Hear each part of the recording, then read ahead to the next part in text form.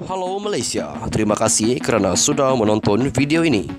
Sebelum kita bermula, sila pertimbangkan untuk tekan butang subscribe, like dan share. Berita perkembangan politik semasa dalam negara, perkembangan negara dan semuanya ada di dalam channel ini. Terima kasih kerana sudah menonton.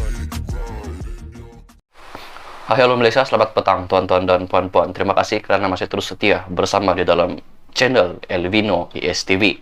Baiklah tuan-tuan dan puan-puan, perkongsian berita hari ini dipetik daripada Malaysia Kini. Kerajaan komited realisasikan MA63 jelas Fadilah.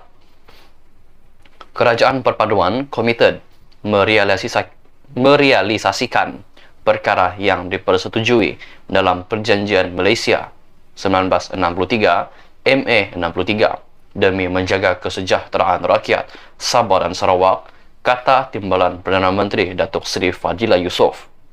Beliau berkata dalam tempoh sebulan sejak kerajaan pimpinan Perdana Menteri Datuk Seri Anwar Ibrahim mentadbir negara Malaysia, banyak usaha dan perkara dalam MA63 yang dipersetujui telah dilaksanakan.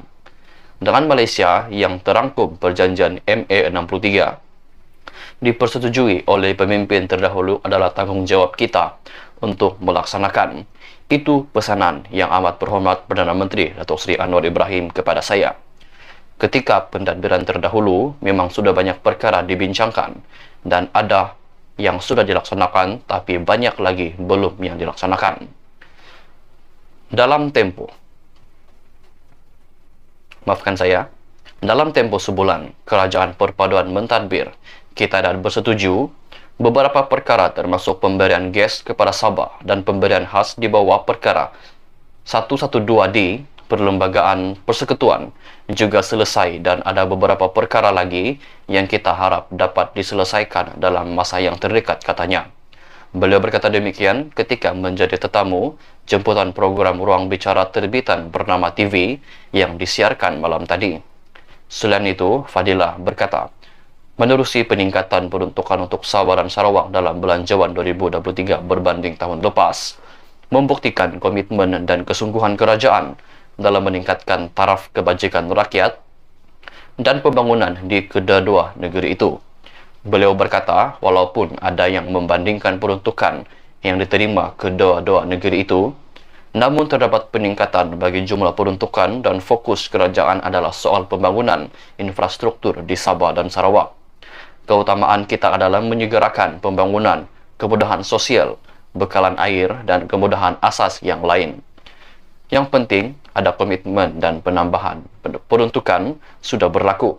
Fokus ini kepada pelaksanaannya. Jika pelaksanaannya baik, maka manfaat yang akan dirasai rakyat dan jurang pembangunan dapat dirapatkan, katanya. Dalam belanjawan 2023, Sabah diberikan peruntukan berjumlah RM6.5 bilion ringgit berbanding RM5.16 bilion ringgit pada tahun 2022, manakala Sarawak dengan RM5.6 bilion ringgit berbanding RM4.67 bilion ringgit pada tahun 2022. Halo Malaysia, sambungan berita untuk hari ini dipetik dari Malaysia Kini. Hamzah, belanjawan 2023 seperti selimut senteng serba kekurangan. Seperti yang kita tahu, Datuk Seri Anwar Ibrahim telah pun membentangkan bajet belanjawan 2023 pada Jumaat yang lepas. Ketua Pembangkang Hamzah Zainuddin menyifatkan belanjawan 2023 yang dibentangkan oleh Perdana Menteri Datuk Seri Anwar Ibrahim pada Jumaat lalu ibarat selimut senteng yang serba kekurangan dengan keadaan ekonomi semasa negara. Dalam ucapan perbahasan belanjawan dengan topik wawasan kemakmuran bersama di Dewan Rakyat, dia menyentuh beberapa isu seperti kos sara hidup rakyat, membasmi miskin tegar, pengeluaran kumpulan wang simpanan pekerja KWSP secara bersasar, peruntukan dana kepada ahli parlimen, dan mempersoalkan strategi kerajaan untuk mengotakkan janji dalam pembentangan belanjawan tersebut. Apabila saya mendengar yang amat berhormat Tambun yaitu Anwar, saya agak simpati juga kerana dalam keadaan ekonomi negara kita ini yang agak runsing pada hari ini, begitu juga dengan ekonomi dunia. Mungkin ini menyebabkan ucapan Tambun pada ketika itu saya anggapkan seperti budget selimut senteng yang kalau kita tutup muka, betis terselak, kalau kita tutup kaki, muka kita terdedah.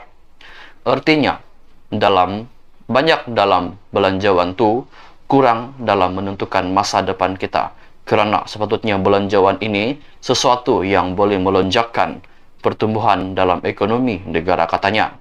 Hamzah turut menyentuh iltizam Anwar untuk menoktakan isu miskin tegar pada tahun ini dengan mempersoalkan strategi tersebut, memandangkan objektif itu perlu dicapai dalam masa yang berbagi 9 bulan. Apabila Yang Berhormat Tambun, yaitu Anwar Ibrahim, menjelaskan tentang untuk menoktakan kemiskinan dalam tahun ini juga, saya ucapkan syabas dan tahniah. Kita berikan tepukan.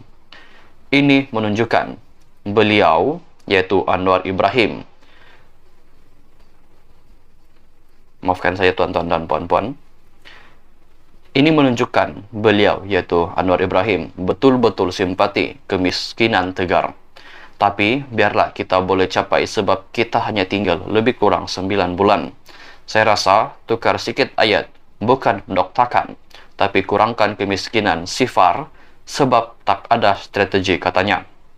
Perbahasan Hamzah selama 90 minit turut menyaksikan celahan daripada pihak pembangkang dan juga kerajaan sehingga menimbulkan sedikit kekecohan di dalam Dewan Rakyat. Di dalam Dewan, maafkan saya. Kekecohan itu timbul apabila Howard Lee, ahli Parlimen Pakatan Harapan bahagian Ipoh Timur, bangun untuk mencela perbahasan Hamzah Zainuddin.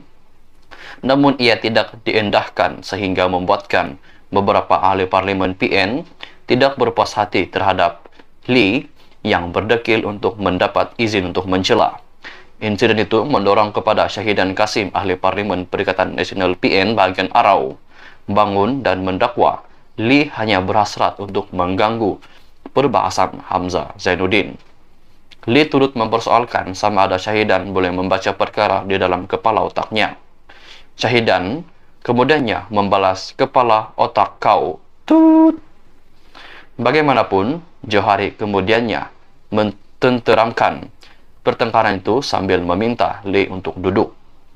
Hamzah kemudian meneruskan perbahasannya dengan secara halus menyindir inisiatif pendapatan rakyat IPR yang dilancarkan semalam oleh Menteri Ekonomi Rafizi Ramli.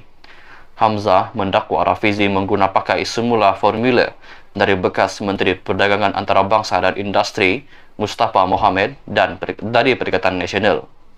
Kita duduk bincanglah, tahu betapa hebat formula pandan Rafizi, akhirnya terima formula kita. Ini kepentingan negara, jangan nak angku sangatlah, yang lain-lain nak ikut pun tak salah, katanya. Itulah perkongsian berita untuk hari ini. Adakah Anda setuju dengan dua berita yang saya kongsikan sebentar tadi? Jika Anda setuju, Anda komen setuju. Jika Anda tidak setuju, Anda komen tidak setuju di ruangan komen di bawah. Itu saja untuk berita hari ini. Kita jumpa lagi di video yang seterusnya. Handshake, bye-bye. Terima kasih kerana sudah menonton.